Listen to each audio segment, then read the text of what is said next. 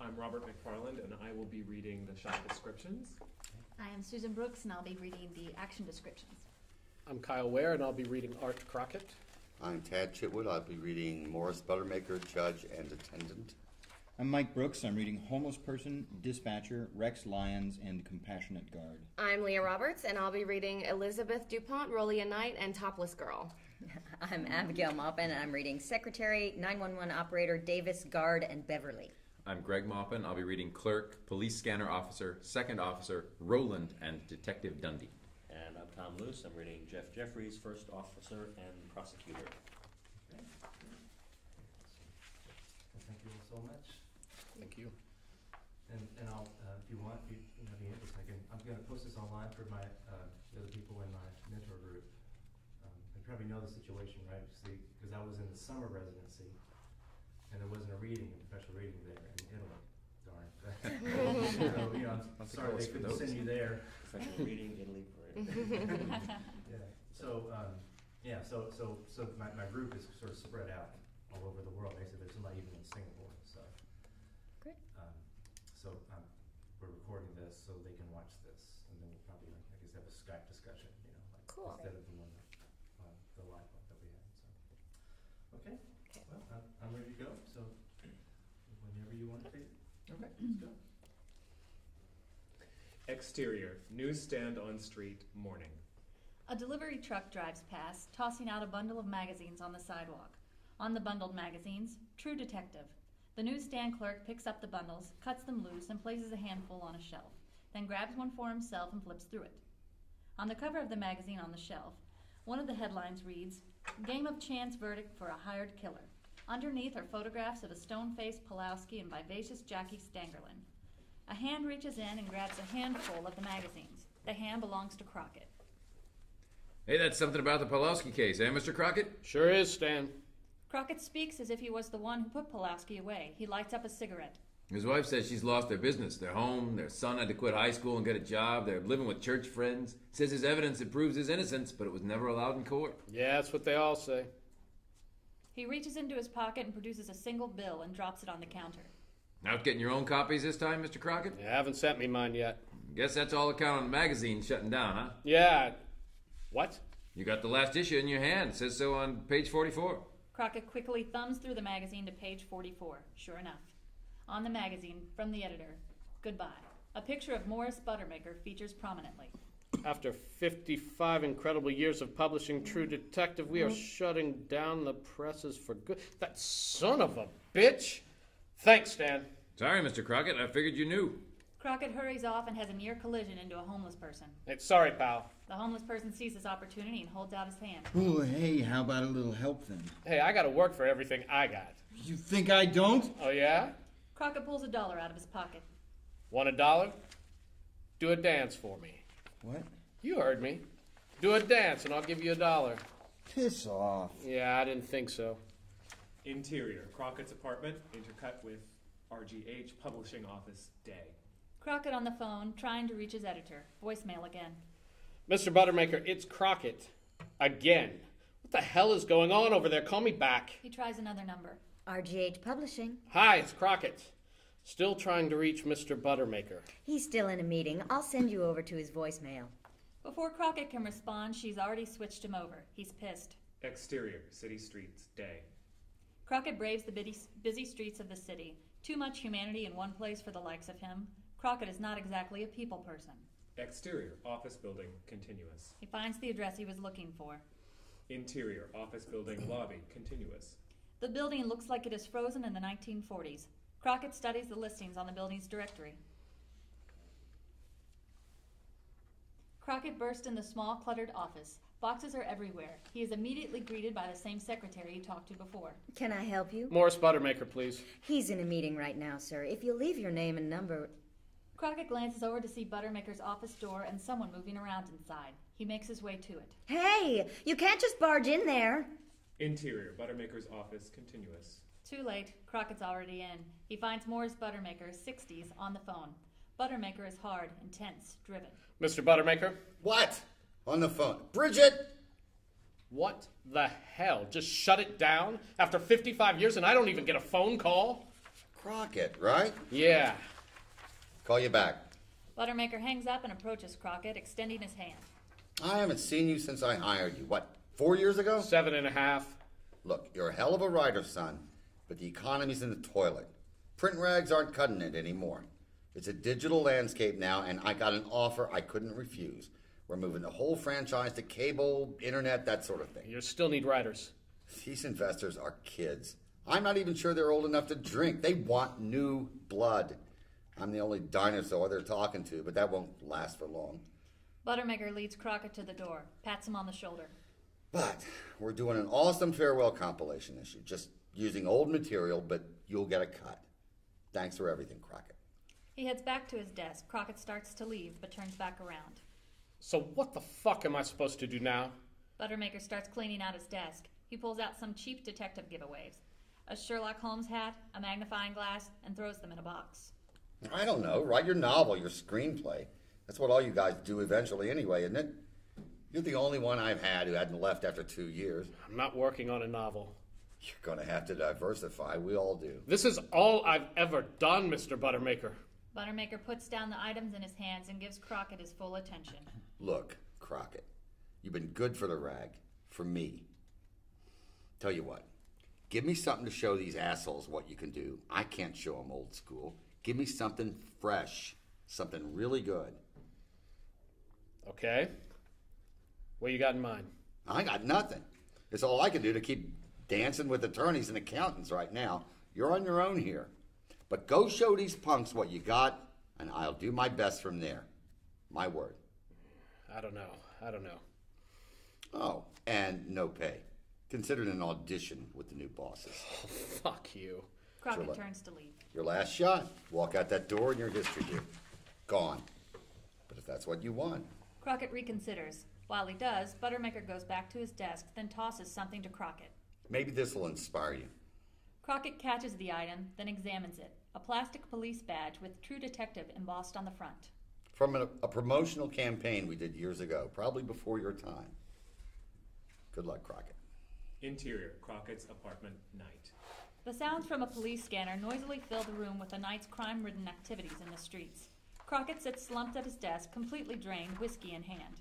Interior, Jeffrey's studio, day. Jeff Jeffries, 40s, is probably Crockett's only friend. Jeffries is Scottish and a bit heavy-set. Either he's gay or just being flamboyant to get the most out of his models. He's in the middle of a cheesy photo shoot for True Detective. A disgruntled Crockett looks on. A topless girl, only wearing shorts, is being threatened by a vulgar man with a knife, while a nearby policeman points his gun at the man. Jeffrey shoots away, giving the models instructions in a Scottish accent. Come now, me darlings, let's keep going. The topless girl faces the camera without a shred of modesty. Cross your arms, love. We can't be looking at your girls on the cover of this magazine, eh, Crockett? Why not? Might as well go down in flames. Don't say that I blame you for being angry, but I warned you about not diversifying. I have dozens of other clients. One step closer and you're going to let her have it. Yeah, sure. I'll give Better Homes and Gardens a call. The models overact, having way too much fun with this campy scene. Come on, we're all professionals. Sorry, Mr. Jeffries. Ever hear of novels? Yeah, I don't really have the patience for that. 200 pages of character arcs and plot development, too much work. I like it short and sweet. And all that rejection. Hand me that prime, would you, mate? Crockett grabs a camera lens from the table and walks over to Jeffries. When are you going to let it go? Don't start. You seeing anybody? Yeah, I thought so. She moved on, Art. So should you. It's been, 5 years now? You should talk to her, get some closure. I don't know where she is. Yeah, Art Crockett, the detective writer, doesn't know where his ex-girlfriend is, More like who she's with. It doesn't matter. She left the ring and a note saying she was sorry. She's not the only one. And you know what I'm sorry for? For actually trusting her. It's my own damn fault. And I'm not a detective now. I'm not even a goddamn right. Crockett turns around and realizes that he has the attention of everybody in the room. Jeffries approaches him. It's good to talk about it, Art. You keep the faith. Good things can happen. Miracles can happen. You just have to keep your eyes open. Thanks, Jeff.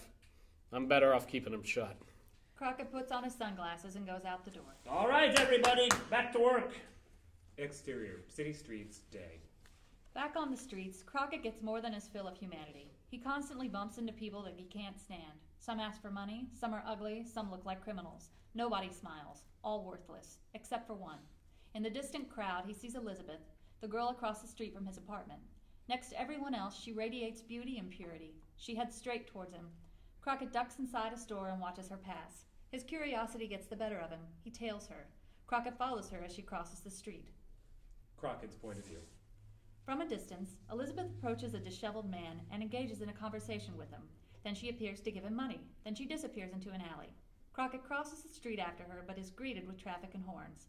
By the time he gets across the street to the alley, she is nowhere in sight. Interior, Crockett's apartment, night. Crockett is near passed out on the couch after another night of drinking and listening to the police scanner. The room is dark, save a few lamps. Bottles of whiskey and Chinese food cartons are littered about the apartment. The distant sound of a gun jolts him awake. At first, he's not sure it was real. Confused, he walks over to his window and peers through his closed blinds. Nothing out of the ordinary. The voices on the police scanner continue. 225 Charlie, there's a female dressed in a brown top going into a vacant house on West Burnett, probably to smoke crack. Crockett turns his attention to the police scanner as if waiting for an answer. Radio 227 Baker. Go ahead, 227. 16th and Oak EMS is alerting there's been an altercation involving two males, one black, one white, in the middle of the street. The scanner activity increases with more voices, but nothing that means anything to him. He walks to the bathroom. 227 Baker, all cars are 1032. I'll send backup when available. There's a holdup in progress at Shelby and Market. Standing in front of the sink, he throws some water on his face. 125 Baker, suspect at Shelby Market appears to be 1038. Repeat, subject appears to be armed. Need assistance. 223 David. Radio 223 David, go ahead. 223 David, we have 911 at 1436 St. James. Can you respond? He makes contact with his own eyes in the mirror. Radio 223 David, negative. Heading to Shelby and Market. What's the situation? Crockett races back to the window and looks out. Crockett's POV. From the garden up to the second floor of the house, a light is on. Not sure. Caller was a female, spoke in another language, possibly Eastern European. We've been calling back, but no answer. Keep trying to reach her. We'll get over there as soon as I can. We have a 1031 here, possibly a hostage situation. Roger, 223 David, 10-4. Crockett's heart races. He considers his options. There are none. He grabs his coat and heads for the door. Exterior, St. James Street, night. Outside his apartment building, he looks and listens for the emergency vehicles. The night is silent. He takes a step forward, then another. Faster and faster until he is racing across the street. He approaches the house and hears the faint sound of a ringing telephone. At the door, the ringing stops, then resumes. Again, Crockett looks around. No lights or sirens. He turns the doorknob. Locked. He goes to the side and spots a partially open window, too high to reach from the ground, and a chair in the yard. He puts the chair below the window and climbs up, still out of reach. Steps on the back of the chair and can now touch the screen. Crockett produces a knife from his pocket and cuts a hole in the screen. Pulling himself in, he wiggles his body until he is inside the house, then falling to the floor. Interior, St. James House, continuous. Picking himself up, he looks around. There are no signs of anything unusual, no signs of anybody. A phone in the living room still rings intermittently. Moving slowly through the house, a woman's sobs are heard upstairs. Instinctively, he surveys the house, looking for anything out of the ordinary. Only a suitcase by the door. Hello? He hears a slight movement from upstairs. He carefully climbs up the staircase. Once upstairs, the sobbing leads him down the hall to a bedroom. Crockett's moving POV.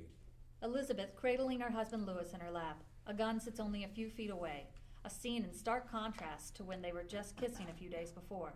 She has ripped off her blouse and is pressing it into Lewis's chest. Blood has already completely soaked the blouse. Blood gurgles from Lewis's mouth.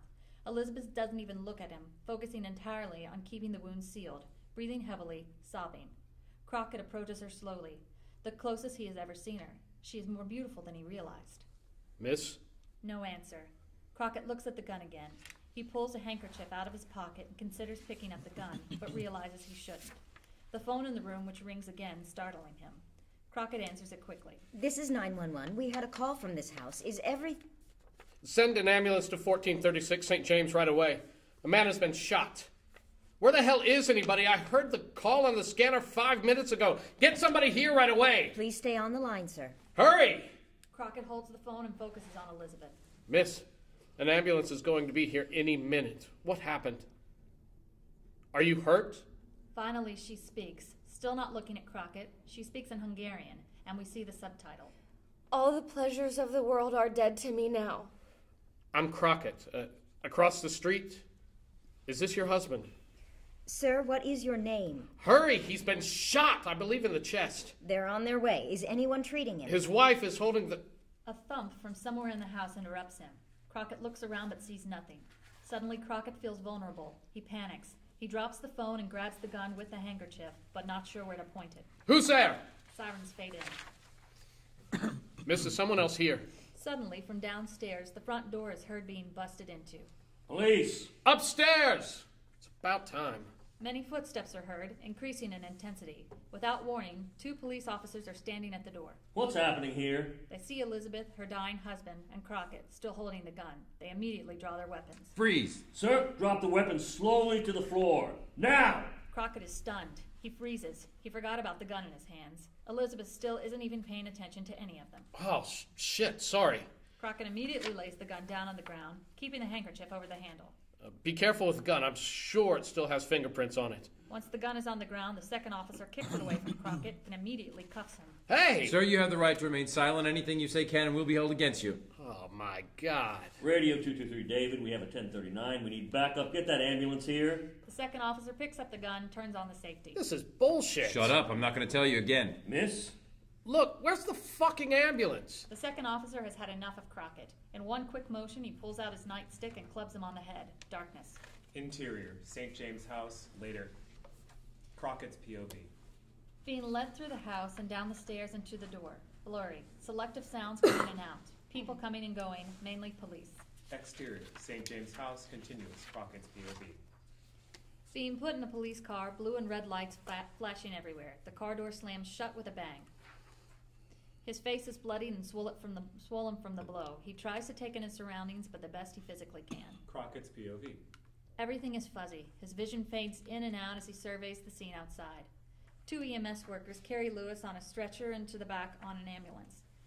One of the workers holds his hand on the wound. An IV is attached. The door closes and the ambulance drives off. A woman in her 40s wearing a dark suit steps out of the house, probably a cop, as she appears to be orchestrating the events at the crime scene. Elizabeth is escorted out of the house in handcuffs and is led into another car. A late model Lexus arrives at the scene with clearance from the police. A well-dressed couple gets out, visibly upset. The woman in the dark suit approaches them to talk. She tries calming them down without success. The woman in the suit points over at Crockett. A man we later learn to be Rex Lyons looks on. Crockett looks away and leans his head back on the seat. Fuck. Interior, interrogation room, night. A glass of water in his face gets Crockett's attention. Had quite a bit to drink tonight, eh, Crockett? He sees the woman in the dark suit seated at the table in front of him. She is Detective Melissa Davis, attractive as one can be in those clothes, tough as nails, and ready for business. Crockett takes in his surroundings. He is not wearing his coat and is still in handcuffs. An ununiformed policeman is in the room. What the hell am I doing here? Threatening a police officer, obstruction of justice, breaking and entering, trespassing. We might be looking at first-degree murder unless you can explain what the hell you were doing at the scene of the crime. I live across the street. I went over to the house to see if I could help. You broke in through the screen window? I heard the 911 call on the radio. You were across the street, drinking whiskey, listening to a scanner? I told you. I'm a crime writer. I'm on your side. Is there somebody else I can talk to? The policeman comes up from behind, gives Crockett a smack in the back of the head. What the fuck is this? Bad cop, bad cop? I'm not saying shit until I get my lawyer here. Fine. I don't have time for your crap anyway. We'll just let you sober up in the cell until your lawyer gets here and you can rethink your story. Police arrive at an attempted murder scene. You're standing there holding a gun with whiskey on your breath. What'd you expect? Attempted? He's still alive? What about the girl? Why did you arrest her? I don't think... She didn't shoot him. What did you see? Nothing. He was in her arms. She was covering his wound. The gun was just a few feet away. Why'd you pick it up? I heard something. I thought someone else was there. What did you hear? I don't know. A noise? Must have been the cat. Check it out. Another plainclothes cop, Detective Dundee, enters the room with Crockett's coat and a notepad. He checks out. Arthur Crockett lives across the street, and we got a witness saying they saw him cross the street after they heard the gunshot. Can I get out of here now? And he's a writer, all right, for True Detective. Detective Davis looks back at Crockett. Suddenly a grin flashes across her face. She motions to the policeman. The policeman unlocks the handcuffs. Detective Dundee hands him back his coat and his wallet. Here you go, Detective. He then hands Crockett his badge. Everybody but Crockett has a good laugh over this. Get him printed in case he touched anything at the scene. Then get him the hell out of here. Look, Crockett, stay in the city. I might have some more questions for you. I still might book you for threatening a police officer. And make no mistake, keep your nose out of this. This isn't a story for your detective magazine, got it? Whatever you say, Detective. Exterior police station, dawn. The sun barely peaks above the horizon. Coming out of the police station, Crockett rubs the ink off his hands with a napkin and begins the walk home. Interior, Crockett's apartment, morning. In the bathroom, Crockett splashes some water on his face when his phone rings. Hello. Now that's what I call gumption. I knew I liked you for a reason. Getting yourself smack in the middle of the biggest story in the city? How soon can you get this to me, Crockett? Crockett treats the wounds left from the nightstick. I thought you pulled the plug. Ah, well, we'll run a special edition. Maybe launch the cable series with it. Media mogul son killed by Hungarian wife. Crockett walks over to his window. Crockett's POV. Across the street, the house is roped off with crime scene tape. A few curious neighbors survey the scene. He's not dead. And she didn't do it. Crockett! I shouldn't be hearing about this from TV. Get moving! Play it any angle you want. Just get me a story I can use. This is going to launch your career with the new ownership. It's a miracle! Crockett walks into his bedroom and collapses on his bed. Interior, Crockett's apartment, day. Crockett is rested and cleaned up, sitting at his computer, pounding out the story. Voiceover as he writes. It's amazing how little we know about the people who you live next door to. Interior, Crockett's apartment, later. The blinds are now kept open. He sits by the window with a pair of binoculars, looking across the street. We see them working in the garden, carrying their groceries in the house, walking their dogs. If we're lucky, maybe we even get invited to their Christmas open house. Crockett's POV through the binoculars. The couple from the night of the shooting, Roland and Beverly DuPont, arrive at the house in their Lexus. They fight off a small mob of reporters, peppering them with questions as the couple enter the house. We know nothing about the lives they lead, the thoughts they have, the deeds they do. We only see what they want us to see, until a single event thrusts them under the magnifying glass for the whole world to see. Interior, tavern, day. In the dimly lit bar, Crockett reads the morning newspaper with his usual glass of whiskey. On front page of newspaper. Louis DuPont remains in coma after shooting. Wife charged with attempted murder by Rex Lyons. Louis DuPont was the son of Roland and Beverly DuPont, media moguls and venture capitalists. Old money runs deep. Louis was youngest of 3 sons. After the first 2 brothers died in freak accidents, Louis was reluctantly groomed to take over the family empire. Interior, State Archives office, day. Crockett pages through stacks of old newspapers. On newspaper. Roland DuPont announces a partnership with Hungarian company. The family had a long history with the Hungarian family, and eventually Louis married one of them. Interior, State Archives office, later. Crockett rifles through a huge book documenting wedding certificates. On the book. 5907, Cook County, Louis K. DuPont, Chicago, 1985. Elizabeth Darvis, Budapest, 1994. Elizabeth Darvis. She was only 14 when she came here, and they married 5 years later. Interior, Crockett's apartment, day. Crockett searches through newspaper archives online, lands on a story with photo of Louis and Elizabeth in a hospital room.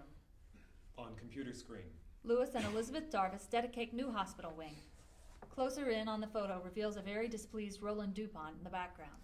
But his attention seemed to be turning gradually away from the family business. His young bride had a major influence in his work of late, and her in-laws were not too happy about it. There were even rumors of misappropriations of the family's wealth, but nothing had been proven. Interior, Crockett's apartment, later. He watches the house across with binoculars, Elizabeth's untended garden. He now speaks into a tiny tape recorder. But an attempted murder rap? That doesn't seem right for a girl that barely seemed to know what a gun was, much less how to use one. He sees something outside and shuts off the recorder. Exterior, Elizabeth's house, day. Rolia Knight, 62, stands in her pajamas holding a leaf blower in one hand and a gin and tonic in another. It's not even noon. Crockett approaches her. You're the one who ran over here when she shot her husband. That's me. Did you see anything else? I already talked to the police. Yeah. I'm Crockett, across the street. Rolia Knight, you want me to spell it for you? Thank you, no. What makes you so sure she shot him? She's been taking things from the DuPont since she got here, always leaving the house with something underneath her coat. What kind of things? Couldn't tell. Probably needed money for her drug addiction. I know Louis had been turning a blind eye, but I heard Roland and Beverly begging him to stop her. You stay well informed. They probably never realized she'd kill him if he did. I'm sure she's a nice girl, but once the drugs get a hold of you, they won't let go. I've seen it dozens of times. Crockett hands her a card. Do me a favor, Rolia. Will you let me know if you see anybody come around here? Sure, I'll always keep an eye on things around here. Rolia takes a sip of her gin and tonic. Interior, Corrections Facility, day. A female guard at the front desk looks up to see Crockett heading straight for her. Who are you here to see? Elizabeth DuPont? Doesn't need the clipboard anymore. Geez, third one today. You're wasting your time. Haven't you guys in the public defender's office gotten the message? I'm not a lawyer. Don't matter. She's not seeing anybody. She been arraigned yet? Tomorrow morning. Thanks. Crockett turns to leave. He sees a group of police officers, and he slips away discreetly. Interior, Courthouse, day. Elizabeth's arraignment in media res, Latin means in the middle of ongoing. She stands before the judge alone, still wearing her clothes from the night of the shooting. The room is packed with media and onlookers. Crockett stands in the back of the room. The prosecutor makes his case. Your Honor, the state is establishing probable cause that the shooting of Louis DuPont was a crime of passion by his wife, Elizabeth Garvis DuPont. Based on what evidence? Well, the investigation is in progress, but has found no other suspects, as well as information regarding Mrs. DuPont's manipulation of her husband and his family's assets. This is ridiculous. You can't expect me to hold this suspect based on circumstantial evidence. You'll have to do better than that. You'll have time to build your case, but I see no reason to keep her in jail at this time. Mrs. DuPont, we haven't heard from you yet. For the record, how do you plead? The judge begins to issue the order on paper for her release. Elizabeth is scared, fighting to hold on. She does not reply to the judge. Mrs. DuPont, I need a plea so we can get you out of here. What do you say? I've been informed that you have denied a court-appointed attorney. I strongly advise against that. Now, for the last time, how do you plead? Crockett strains to hear Elizabeth speak. Your Honor, I cannot Cannot what? defend myself. Why not? I would be breaking the law of love written in my heart. Well, we have laws of society that are written in books that I have been sworn to uphold. I hold you in contempt of court and order you to be held in jail until your next hearing on the 30th of this month, unless released on bail, which is set at $50,000. And I strongly advise you to seek counsel, Mrs. DuPont. The judge's hard smack of the gavel sends the people in the courtroom into a flurry of talk and motion. Crockett rushes to the front of the courtroom. He gets as close as he can to Elizabeth as she is being led out of the room. Mrs. DuPont! Elizabeth, confused by the recent turn of events, stops and turns towards him. It's me, Crockett. Remember, can I do anything? Elizabeth looks at him, wants to speak, but says nothing. To Crockett, her eyes are saying, "Help me." Then, in an instant, she is gone, before Crockett can respond. Getting an early start, Crockett? Crockett turns around to find Rex Lyons, 36. Lyons is a legitimate newspaper reporter for the Tribune. Though on opposite ends of their profession, they have a tad of mutual respect. Don't you usually wait until we print the facts before you put your hard-boiled spin on it? Tell me, Rex, what are facts again? The bailiff empties the room for the next trial. Crockett and Lyons start walking out of the courtroom, wading through the crowd. Here's one. Last time I saw you, you were in the back of a squad car looking like a beatstick target. What happened? Just being neighborly. Bullshit. You were snooping. Interior, Courthouse Hall, continuous. What's the word on the husband? I've been trying to find out. The DuPonts have a lockdown at ICU. Power in this city can even keep doctors quiet. But since the police are still waiting for a statement from him, I'm guessing pretty bad. What have you got? Working on it. Yeah, thought so. Look, I bet I can get you an update on his condition. Doubt it. Seriously, I'll give it to you. And? I need some help. I can't run information on the inside by myself. Do I look like your informant? Let's see what you come up with first. Fine. Where is he? Mercy. Hold the presses. Crockett moves ahead of Lyons and disappears. Interior, Mercy Hospital lobby, day. A beautiful bouquet of flowers moving into the hospital lobby fill the frame. Pull out, revealing them in Crockett's arms as he makes his way to ICU desk. Beyond the desk are two huge double doors with glass windows. Through the windows, Crockett can see guards. The attendant looks at Crockett curiously. Can I help you? These are for the DuPonts? This is the intensive care unit, sir. You can't bring flowers in here. Fine. I'll leave them here, and will you please see that someone in the family gets them? The attendant has absolutely no interest in babysitting the flowers, and Crockett recognizes this and reaches in his pocket. It would mean a lot to me. The attendant hesitates, then takes the $20 bill. Thanks. Crockett heads over to a nearby sitting area, but with the attendant and flowers still in sight. He takes in his surroundings, a depressing sight. Dozens of patients and visitors fill the room in various stages of dress and alertness. Some in wheelchairs, some with ventilators, all full of sadness and anxiety. Interior, Mercy Hospital lobby later. Same angle, different set of patients and visitors. Some are the same people but in different seats, some new. Crockett hasn't moved. Interior, Mercy Hospital lobby later. Another set of people from the same angle. Crockett looks up to the desk, seeing some movement of the flowers. The attendant is handing them to Roland DuPont, the man Crockett saw from the squad car. Roland opens the card attached to the flowers. After reading it, he turns and searches around the lobby with his eyes. They land straight on Crockett. Crockett stands up and approaches him. Mr. DuPont, I'm Crockett, across the street. Roland shakes his hand. Yes, I remember you. I'm so sorry about the way you were treated. You were only trying to help. I'm okay. May I speak to you, sir? Roland is unsure. We'll just take a moment. Let's go outside. Exterior, Mercy Hospital parking lot day. The two men walk among a sea of vehicles. The police said you were rather aggressive in getting Lewis medical attention. I thank you. Seconds count in life and death situations. He was pretty banged up. I didn't know how long he could hold on. How bad is he? The bullet went through the lung and hit the spine. It had to be removed.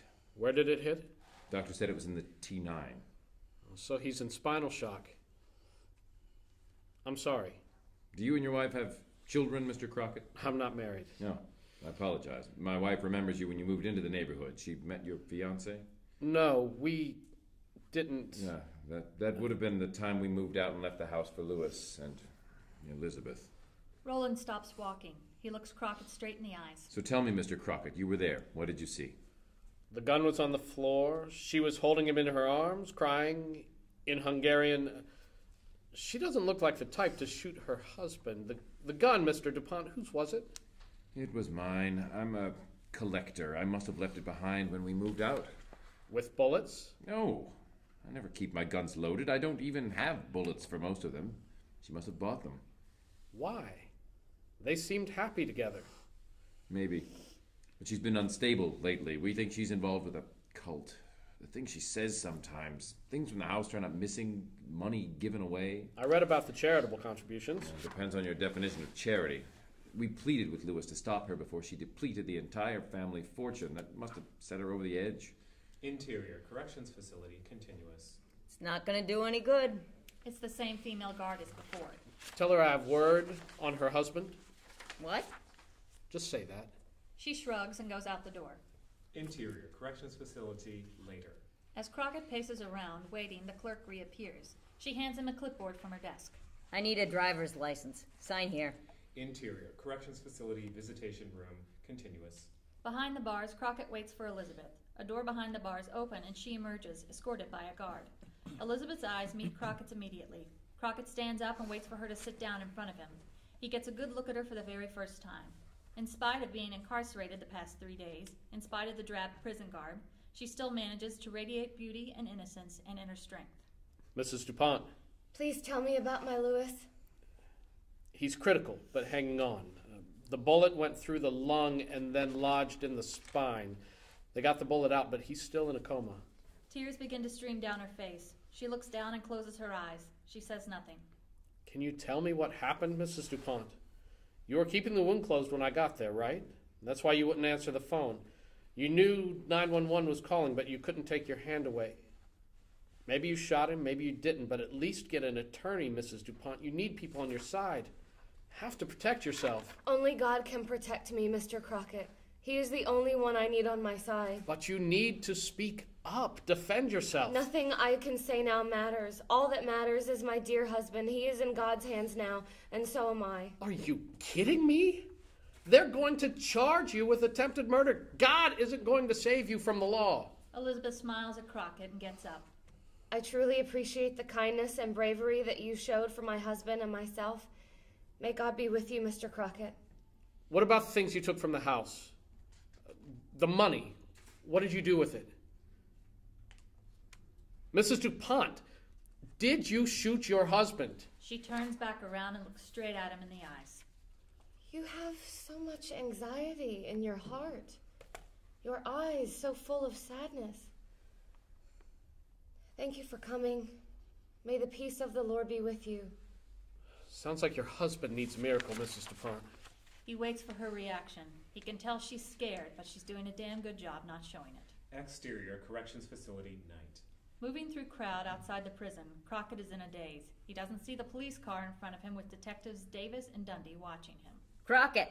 Crockett turns around and sees them, busted. He puts his hands up in the air. You caught me red-handed, Detective. I thought I told you to stay out of this, Crockett. Sorry, I'll be more careful next time. Look, Crockett, I'm not worried about you. We've practically got this wrapped up. You don't have shit. It's all circumstantial. Her prints were all over the gun. We're just waiting for her husband to corroborate, assuming he even wakes up. He won't give you anything either. Too bad your prints weren't on it, too, or we could get you for accessory. I'm just messing with you. People are always what they seem. You should know that by now. Yeah, that's a woman for you. Hey, no hard feelings, Crockett. I'll be waiting for the next issue of True Detective to come out. A weary Crockett heads home. Voiceover. Simple as that. It just doesn't matter how pretty they are, how innocent they seem. Exterior, busy downtown street, night. Crockett wades past the porn stores and bars and the crowded people in the streets, the nighttime elements of society, the seedy humanity that Crockett loves to hate. We hear his voiceover as he walks. No matter how much you want to look the other way and think it was somebody else who pulled the trigger, like a dead body in a cesspool, sooner or later the truth floats to the top. Crockett sees some ladies of the night seeking temporary employment. Such a sweet neck, the kind you don't want to see a rope around. Exterior, Corrections Facility. Interior, Crockett's apartment, bedroom, morning. The ringing telephone wakes Crockett. Empty whiskey bottles indicate a late night. What? Oh, did I wake you? I'm so sorry. It's okay. Are you on this story or not, Crockett? Okay, what's up? She's getting out. Everybody in this city seems to be aware of this, but you. What? When? Turn on your TV. Grabbing the remote control, Crockett turns on the TV. So my question is, why am I calling you? On the TV, hundreds of people have amassed outside the prison in a nonviolent manner. Now get the hell down there and find out what the hell is going on. Have a story to me by the end of the week, or I'm getting someone else on it, and you'll be finished. Exterior, Corrections Facility, morning. Crockett pushes through the crowd of supporters, onlookers, and the media. He studies the faces of the people around him. Why didn't he notice them before? This is not the crowd you'd expect to see at a rally. These are the kind of people Crockett usually goes out of his way to ignore. The downtrodden and lost, the poor and hungry. None of them are holding signs. They are just there in a show of solidarity. Crockett finds Lyons in the crowd. Rex! Oh, Crockett, let me guess. You're still working on it? Lewis was hit through the lung and into the spine. The bolt was removed, but he's in spinal shock. Even worse, hit the thoracic vertebra, so he's in double jeopardy. Which is? Not only is he fighting to survive the wound, but there's a good chance he'll end up paralyzed. I'm impressed. Just do me a favor and keep it anonymous, okay? Sure. They keep getting bumped into in the crowd of people as they move towards the station. What do you know about her getting out? Thought they had evidence. The DA doesn't have a motive yet to get a conviction. Apparently your neighbor has a lot of friends. Either they took up a collection or somebody posted bail. Who might that be? The DuPonts? That makes no sense. She shot him. My guess is they don't want their name dragged through the press anymore. As long as she's inside and her friends are outside, this story keeps growing legs. Crockett starts to leave. Hey, what are you going to do now, Taylor? Exterior, Corrections Facility, moments later. Crockett stands in the middle of the crowd near the front door, watching, waiting. A priest comes outside. Nobody thinks anything of it, except for Crockett. The priest goes around the side of the building. Crockett follows him. Crockett sees the priest get into an old brown Ford van and pull around to behind the building, near a back exit door. Exterior, Corrections Facility, later. From a distance, Crockett drives his car behind the Ford van. He pulls out a pair of binoculars and jots down the license plate number in his notepad. Elizabeth emerges from the building, putting a shawl over her head. The priest steps out of the van and opens the passenger door for her. They drive off. Crockett quietly follows them. Behind him, the crowd and media are still waiting by the entrance. Interior, Crockett's car, city streets, dead.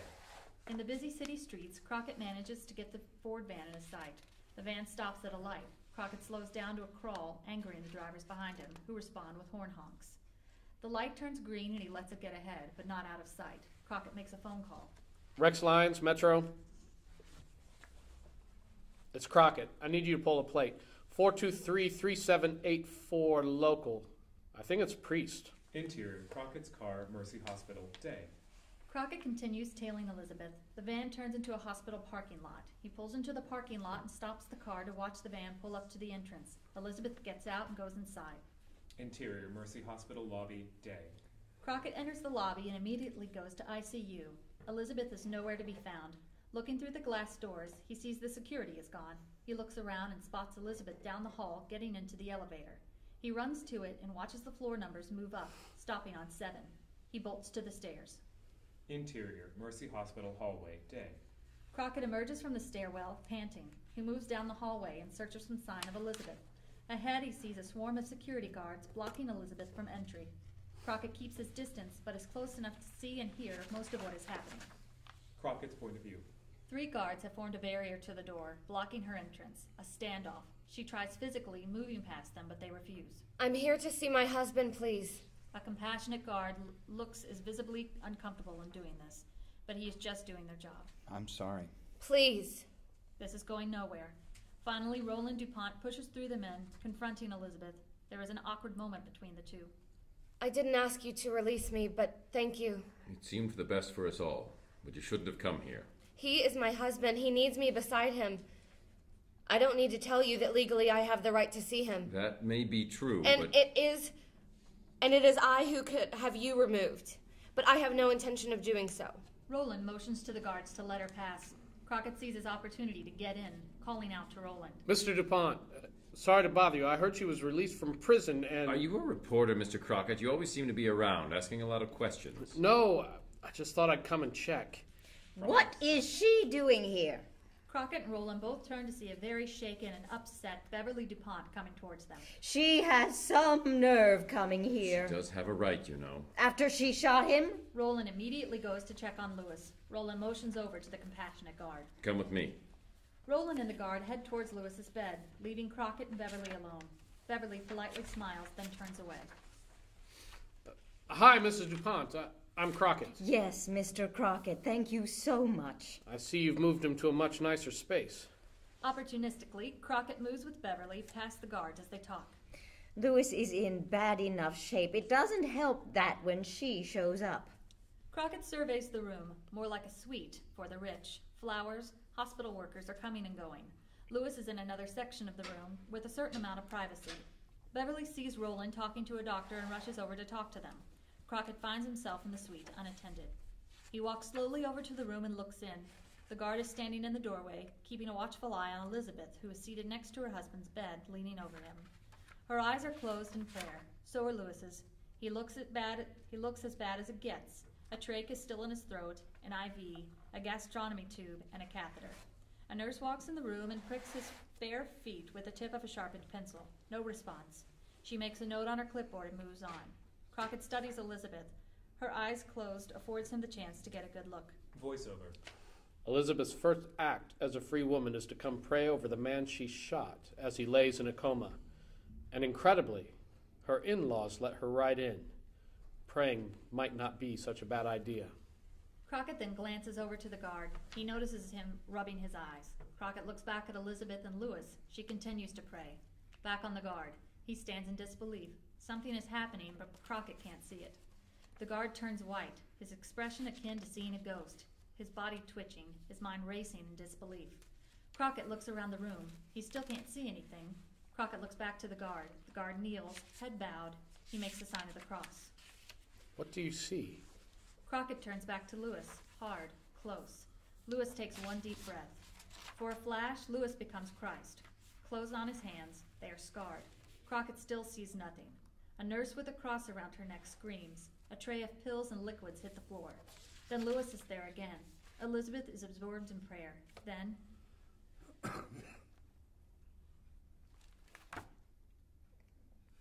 Jesus. Lewis opens his eyes. Roland, Beverly, and the doctor rush into the room. Beverly sees Lewis. His eyes are open, but staring blindly into space. Oh my God. What happened? I don't know. What did you see? The guard gets up off his knees. He is speechless. Roland signals for another guard to relieve him.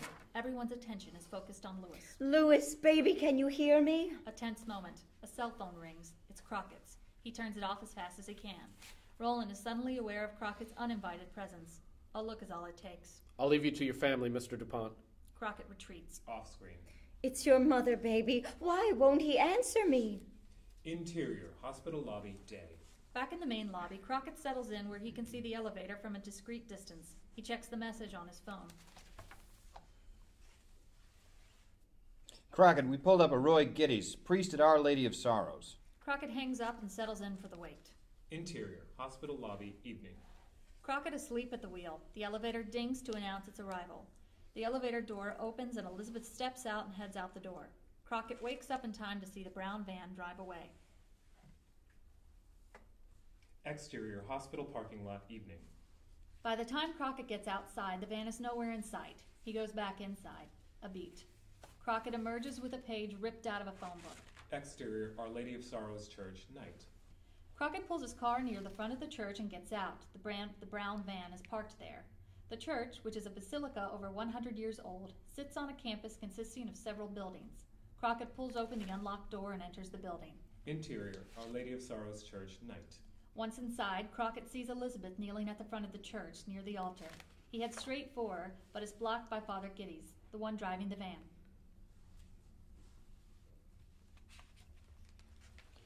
Can I help you? I'm here to see Mrs. DuPont. Mrs. DuPont has just been released from prison and is free on her own accord. She certainly doesn't wish to speak to the press. She's been through a lot.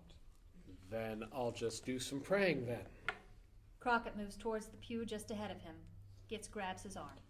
Of course, I only ask that you respect the privacy of others while you are here. Thank you, Father. As Gitz leaves him, Crockett instinctively reaches for the holy water font near the entrance and makes the sign of the cross. It may have been 15 years ago, but there are some things you don't forget. He approaches the pews in the back and kneels. He bows his head, but without taking his eyes off of Elizabeth ahead. She is still immersed in prayer. Then Elizabeth stands up and exits the pew. She kneels, makes a sign of the cross, and heads in Crockett's direction. Crockett drops his head as she approaches. Crockett's POV. On the floor. He sees her walking past. Sound of footsteps continue. Then he hears nothing. A beat. Still nothing. Crockett turns his head behind him and sees Elizabeth looking right at him. Mr. Crockett, you've had quite a very busy day following me over town. You must have something very important to speak to me about. Mrs. DuPont? Please, everyone calls me Elizabeth. Elizabeth?